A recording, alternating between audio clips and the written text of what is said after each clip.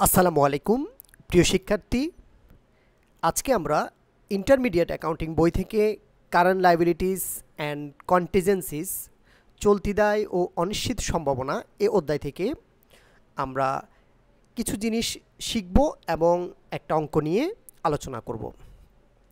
1 number, চলতি দায়। চলতি দায় কাকে বলে? 1 বছরের মধ্যে যে দায় পরিশোধ করা হয় তাকে বলা হচ্ছে চলতি দায়। যে দায়ের মেয়াদকাল মূলত 1 বছর তাকে আমরা চলতি দায় বলবো। এরপর হচ্ছে সম্ভাব্য দায়। কোনো ঘটনা ঘটা প্রেক্ষিত যে দায়ের উদ্ভব হয় তাকে সম্ভাব্য দায় বলে। অর্থাৎ যে দায়টা এখনও দায়ী হিসাবে গণ্যই হয়নি, দায়ী হিসাবে সৃষ্টি হয়নি, ভবিষ্যতে দায়ী হিসাবে সৃষ্টি হতে পারে, এমন দায়কে আমরা বলছি সম্ভাব্য দায়। এরপর হচ্ছে প্রদেয় নোট।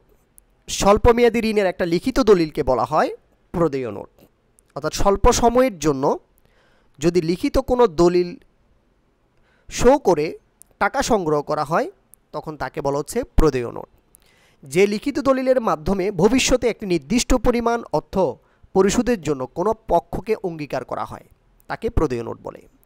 অর্থাৎ আমরা যে লিখিত দলিলের মাধ্যমে টাকা সংগ্রহ করব, সেখানে যার থেকে টাকাটা নিব তার সাথে আমার একটা অঙ্গীকার হবে, লিখিতভাবে অঙ্গীকার হবে, তখন তাকে আমরা এটাকে প্রদেয় নোট বলবো। এক কথায় স্বল্প সময়ের জন্য লিখিত কোনো দলিলের মাধ্যমে যদি টাকা সংগ্রহ করা হয় তাকে প্রদেয় নোট বলা হয়। প্রদেয় নোট 2 প্রকার।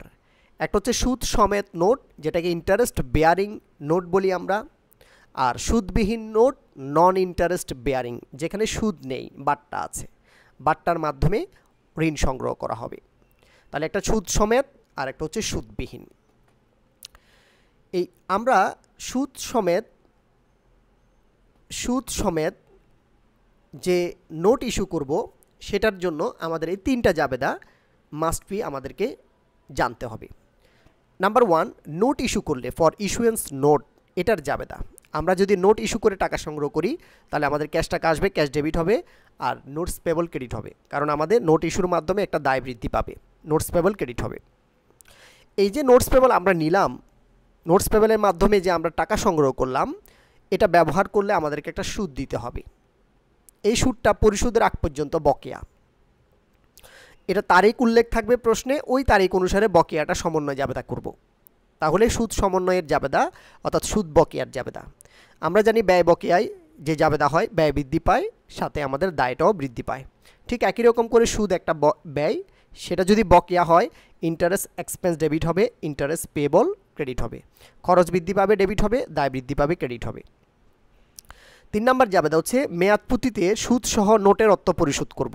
এই যে আমরা একটা নির্দিষ্ট সময়ের জন্য মেয়াদে আমরা নোট ইস্যু করব, তাহলে এই নোটের টাকা আমাকে পরিশোধ করতে হবে কি দিয়ে? সুদ সহ দিয়ে। অর্থাৎ সুদ পরিশোধ করা লাগবে, সাথে নোটের টাকাটাও পরিশোধ করে দিতে হবে। সেক্ষেত্রে আমাদের যে জাবেদা হবে, নোটস যখন আমরা পরিশোধ করব আমাদের প্রদেয় নোট কমবে, দায় কমলে ডেবিট হবে, সাথে আমরা সুদ বকেয়ার টাকাটাও পরিশোধ করব, ইন্টারেস্ট পেবল ডেবিট হবে, আর এগুলো যখন পরিশোধ করব আমাদের কাছ থেকে ক্যাশ টাকা যাবে, সেই জন্য ক্যাশ ক্রেডিট হবে। তাহলে এটা জাবেদা হচ্ছে notes payable debit, interest payable debit, cash credit. এই 3টা জাবেদা ভালোভাবে বুঝে নিতে হবে। এখন আমরা একটা অঙ্ক নিয়ে আলোচনা করি।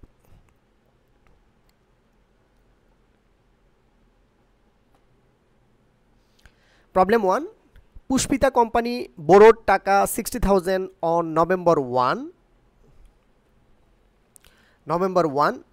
2016 by issuing a টাকা 60,000 10% 3-month নোট। অর্থাৎ 3 মাস মেয়াদি 10% সুদে 60,000 টাকার একটা নোট ইস্যু করে টাকা ধার করা হয়েছে। ভালো করে খেয়াল করতে হবে বিষয়গুলো। 10%, 3 মাস মেয়াদ, 60,000 টাকা। কখন এটা ইস্যু করেছি? নভেম্বর 1-এ। প্রিপেয়ার পুষ্পিতাস নভেম্বর 1 তারিখে 2016 সালে একটা এন্ট্রি দিতে হবে। তাহলে নভেম্বর 1 তারিখে আমরা নোট ইস্যু করেছি, নোট ইস্যুর জাবেদা দিব। দ্য ডিসেম্বর 31, 2016, 2016 সালের ডিসেম্বর 31 তারিখে অ্যানুয়াল অ্যাডজাস্টিং এন্ট্রি দিতে হবে, সমন্বয় জাবেদা দিতে হবে। আমরা জানি সুদ সমেত নোটের সমন্বয় জাবেদা হচ্ছে সুদ বকেয়ার জাবেদা, তাহলে এর অ্যাডজাস্টিং এন্ট্রিটা হবে সুদ বকেয়ার জাবেদা।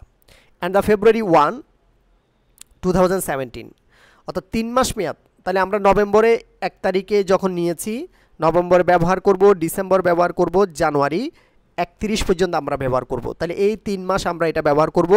তাহলে এই ফেব্রুয়ারির 1 তারিখে আমরা এটা পরিশোধ করে দিব, অর্থাৎ 3 মাস পরেই আমরা এটা পরিশোধ করে দিব। তাহলে এই ফেব্রুয়ারির 1-এ জাবেদা হবে পরিশোধের জাবেদা, কারণ নভেম্বর 1 মাস, ডিসেম্বর 1 মাস, জানুয়ারি কমপ্লিট করলে 3 মাস, এই জানুয়ারি 31, দ্যাট মিনস হচ্ছে ফেব্রুয়ারি 1। এই ফেব্রুয়ারি 1-এ নোটের টাকা, সুদের টাকা সব পরিশোধ করে দিতে হবে। এই হচ্ছে আমাদের প্রশ্ন। এখন আমরা যাব 1 তারিখ, নভেম্বর 1-এ বলছে এন্ট্রি করো। কিসের এন্ট্রি করব? নোট ইস্যু করেছি সেটার এন্ট্রি করব। তাহলে আমরা নভেম্বর 1 তারিখ 2016 নভেম্বর 1 তারিখ লিখলাম। আমরা নোট ইস্যু করলে ক্যাশ ডেবিট হবে, ক্যাশ ডেবিট হবে, নোটস পেবল ক্রেডিট হবে। তাহলে cash debit, notes payable credit. আমরা ঋণ নিয়েছি কত? 60,000 টাকা। ওকে, এরপরে ডিসেম্বর 31, 2016 সালে অ্যানুয়াল অ্যাডজাস্টিং। আমরা জানি নোট ইস্যু করলে সেটার অ্যাডজাস্টিং হয় সুদ সমন্বয়ের জাবেদা, অর্থাৎ সুদ বকেয়ার জাবেদা। তাহলে ডিসেম্বর 31 পর্যন্ত সুদ সমন্বয় করব। তাহলে নভেম্বরে 1-এ আমরা নোটটা ইস্যু করেছি, ডিসেম্বর 31 পর্যন্ত সুদ সমন্বয়ে জাবেদা হবে। তাহলে নভেম্বর মাস সম্পূর্ণ, ডিসেম্বর মাস সম্পূর্ণ। তাহলে 2 মাসের সুদ বকেয়ার জাবেদা দিব। 2 মাসের সুদ বকেয়ার জাবেদা হবে interest expense debit, interest payable credit.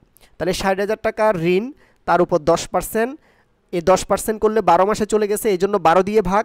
আমাদের সুদ বকেয়া হচ্ছে 2 মাস, নভেম্বর ডিসেম্বর, এই জন্য 2 দ্বারা গুণ। তাহলে 1000 টাকা সুদ বকেয়ার জাবেদা হয়েছে।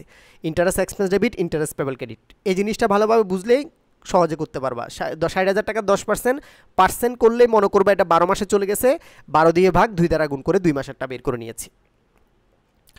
এরপরে জাবেদা হচ্ছে অ্যান্ড দ্য ফেব্রুয়ারি 1, ফেব্রুয়ারির 1 তারিখ 2017 সালে কি এন্ট্রি হবে?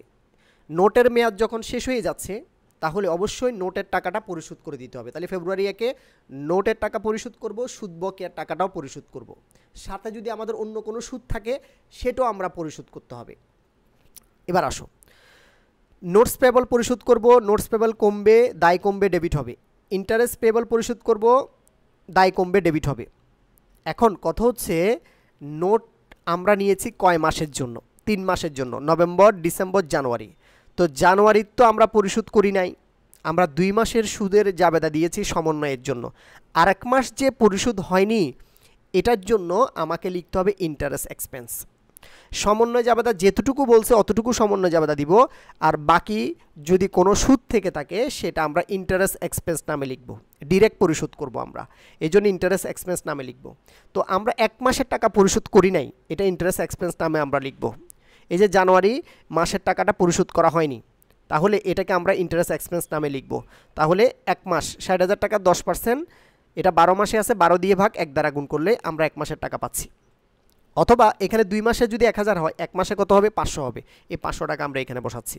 তাহলে এই 1000 আর 500 মিলে হচ্ছে 3 মাসের সুদ চলে যাচ্ছে। তাহলে জাবেদাটা কি হচ্ছে? নোটস পরিশোধ করব 60,000 টাকা, সুদ বকেয়া পরিশোধ করব 1000 টাকা, আর 1 মাসের যে এখনও সুদ বাকি আছে সেটা পরিশোধ করব, সেটা ইন্টারেস্ট এক্সপেন্স নামে লিখব। 1 মাসেরটা ইন্টারেস্ট এক্সপেন্স নামে লিখব। এই 3টা টাকা যখন পরিশোধ করব তখন আমাদের কাছ থেকে ক্যাশ টাকা যাবে 60,000, 1,000, 500 মিলে 61,500। এই কাজটা আমাদের প্রয়োজন নেই, এটা আমাদের প্রয়োজন নেই। আমাদের এই যে 3টা টাকা ডেবিট আছে, এই 3টা টাকা যোগ করে এখানে বসাই দিলে হবে। তাহলে কি হচ্ছে? রেকর্ডটা কি? Two record redemption of note with interest, অর্থাৎ নোটের টাকা এবং সুদের টাকা সহ কি করা হয়েছে? রিডামশন করা হয়েছে, পরিশোধ করা হয়েছে। এই 3টা জাবেদা নভেম্বর 1-এ দিয়েছি ইস্যুর জন্য, ডিসেম্বর 31-এ দিয়েছি সুদ সমন্বয়ের জন্য, এবং ফেব্রুয়ারির 1-এ 2017 সালে দিয়েছি নোটের টাকা এবং সুদের টাকা পরিশোধ করার জন্য। ঠিক আছে, এই হচ্ছে আমাদের সুদ সমেত নোটের আমরা জাবেদা।